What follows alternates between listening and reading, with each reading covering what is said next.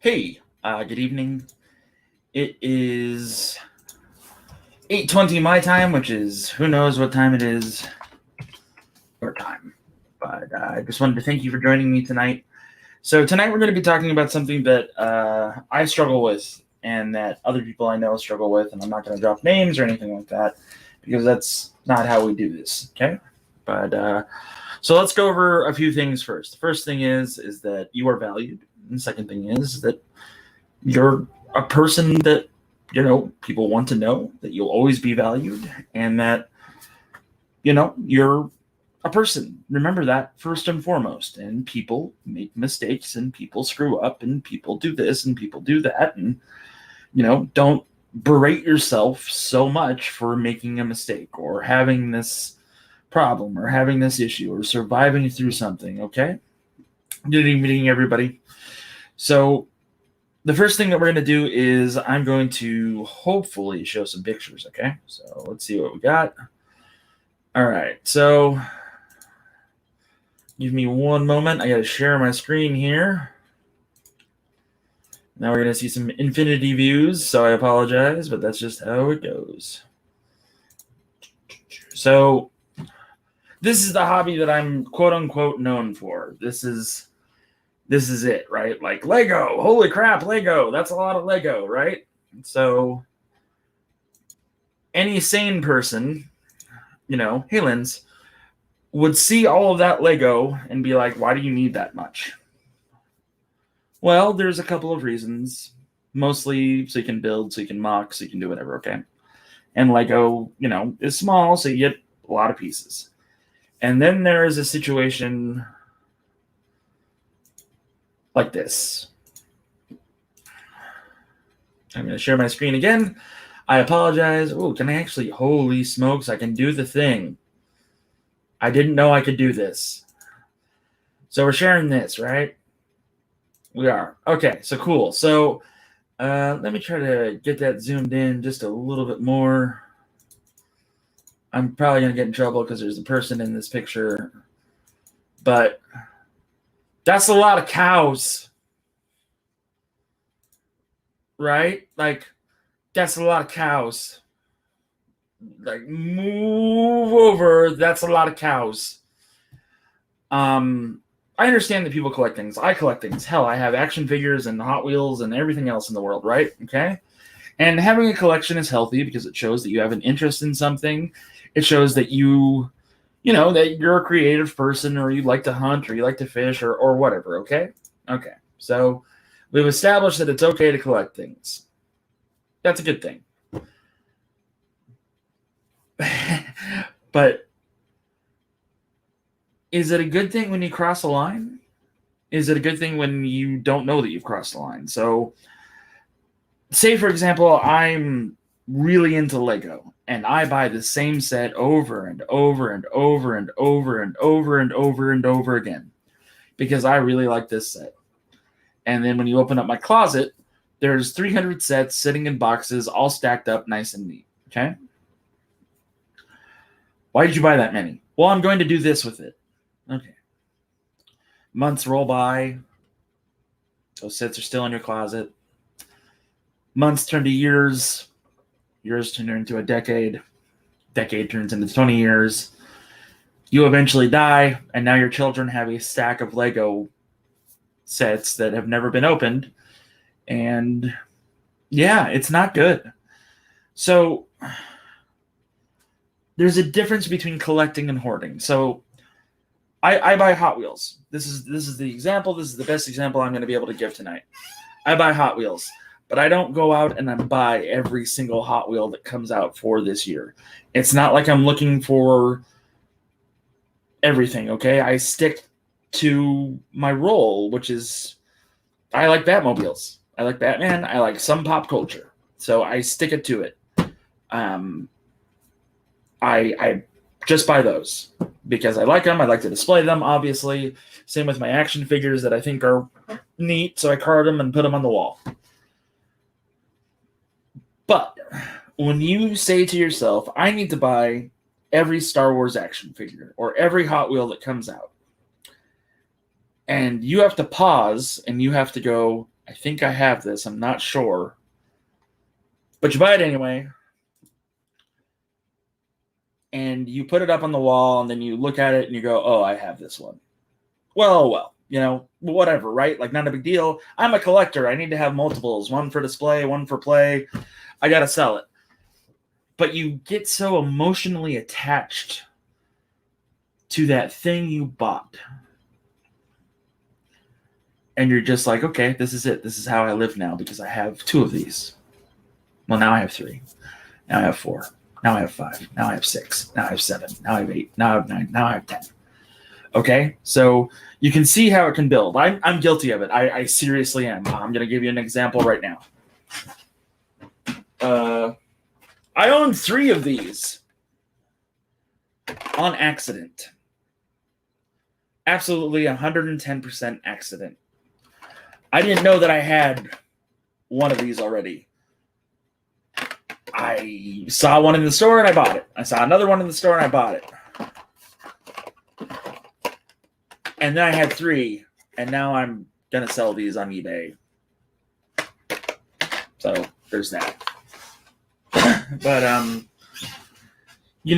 a lot of people struggle with that line of, I'm buying this so that I can buy it, or I'm buying this because I want, it'll look good in my collection, okay? So I'll give you another example of toy collecting gone wrong. Like super wrong, like holy smokes. Yeah, share screen, show the application window. We're going to do that one. And we'll go there. Okay, so why? I understand that it's a specific brand. I understand that it's this or it's that or whatever in the world. Yeah, multiple books are a problem too. I have that issue. But that's past the point of it being okay.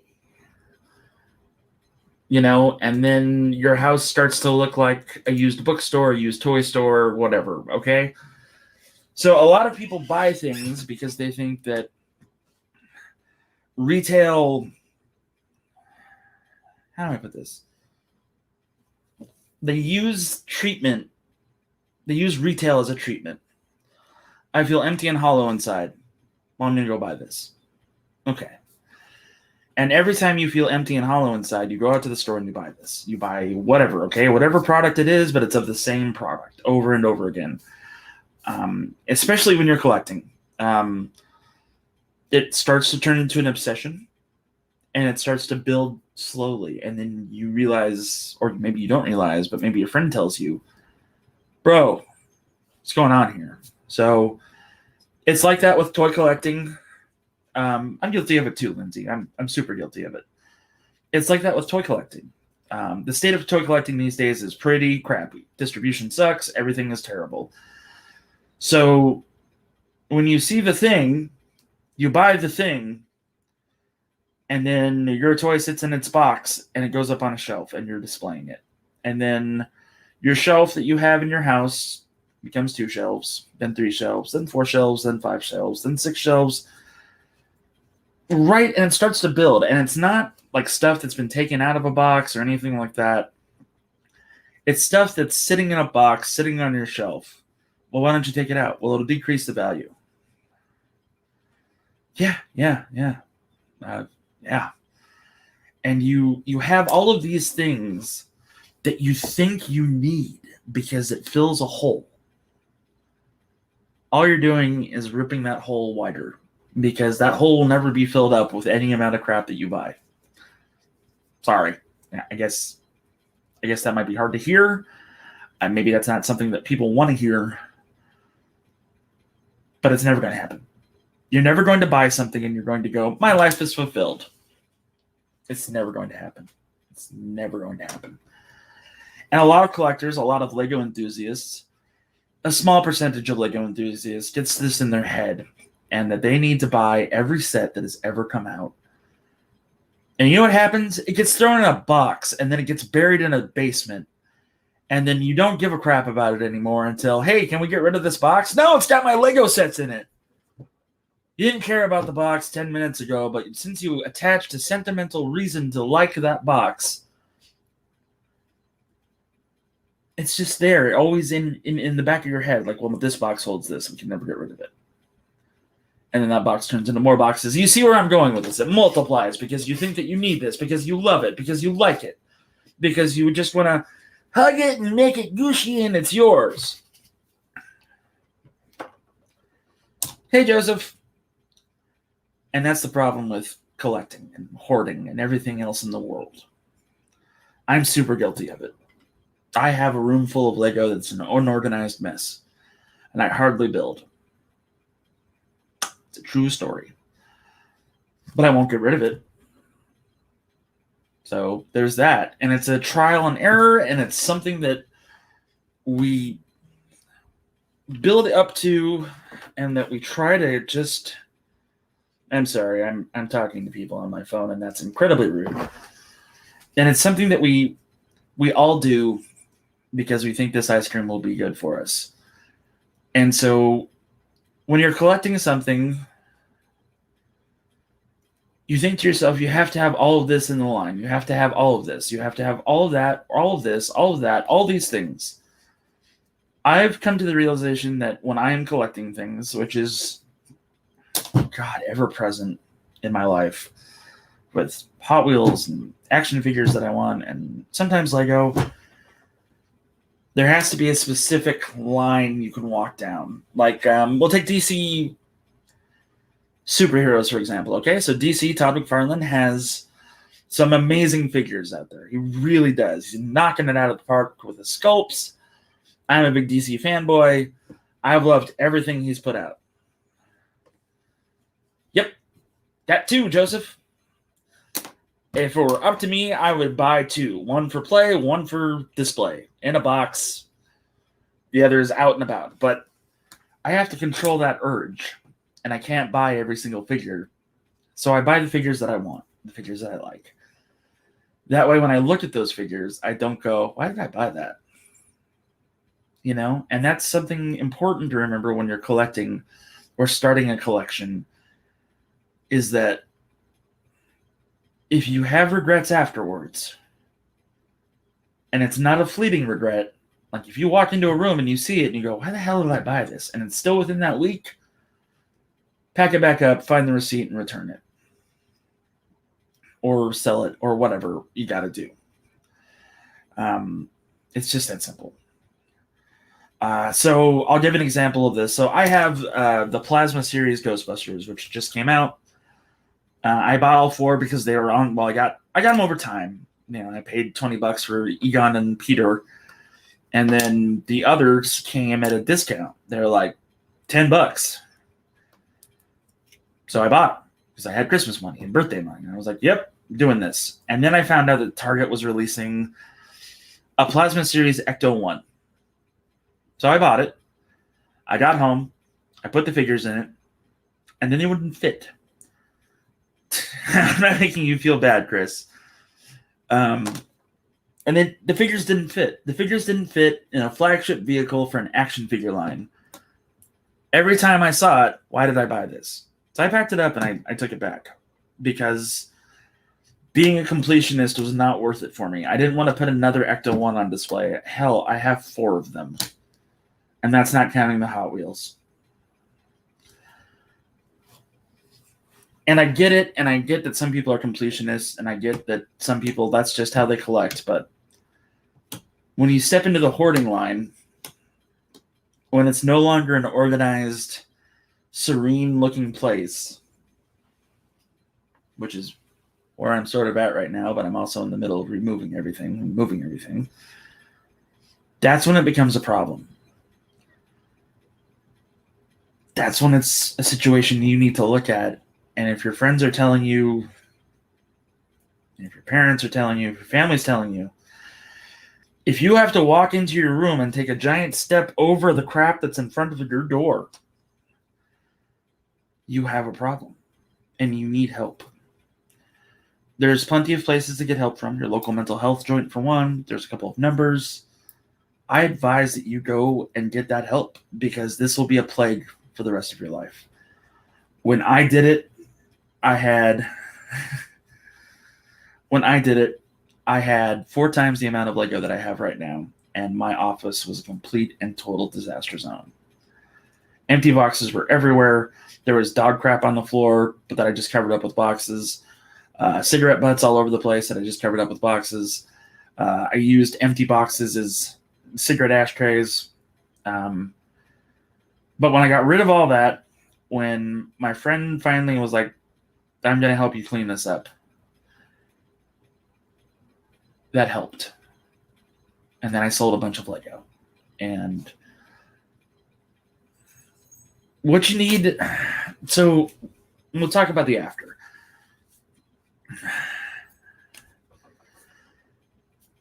Well, there's a mindset to it too, Mono. So the important thing is that you get the help, right? It's important to realize that your friends are going to judge you no matter what. Your real friends will be gentle. Your true friends will help you do it, and then they'll talk to you about it afterwards. This is what my friend did. As we were picking the stuff up, he reminded me of my better qualities. Jeff, you're organized and you've got most of the things together. What's going on?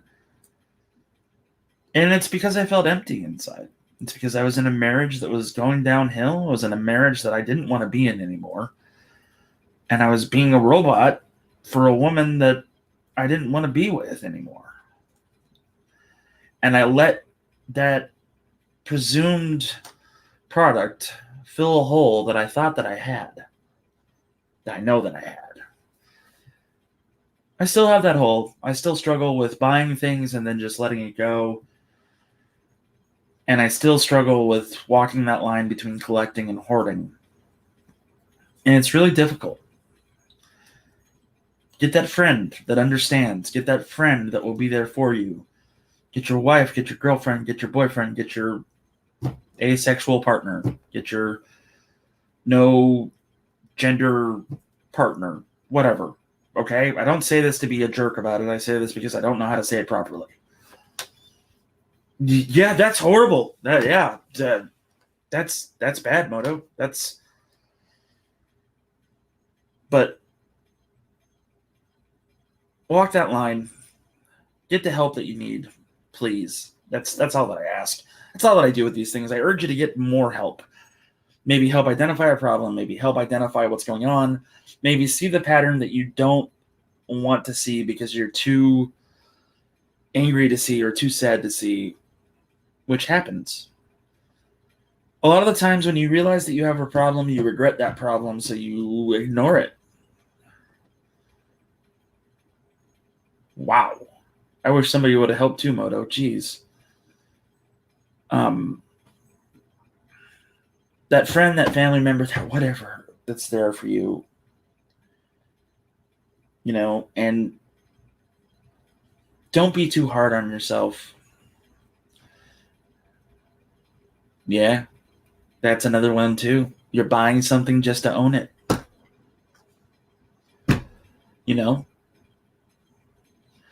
It's different for a lot of different people. Like, I'll look at a buddy of mine that will remain nameless, but has a bunch of the new Space Police minifigures.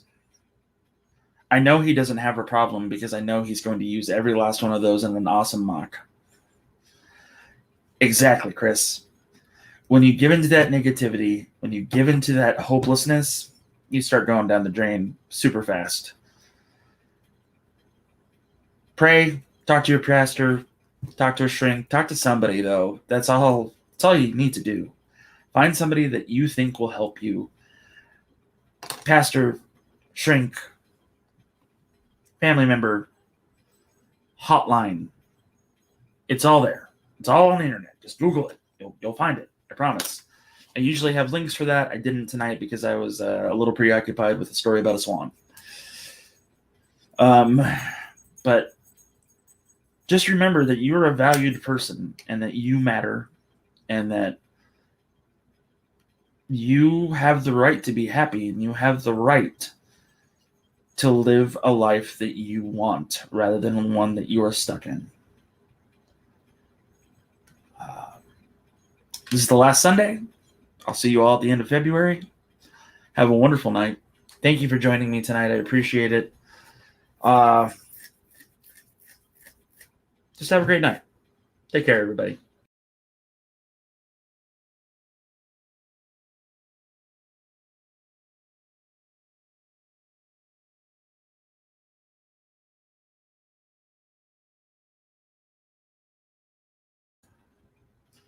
And I hit the wrong button. Good night, everybody.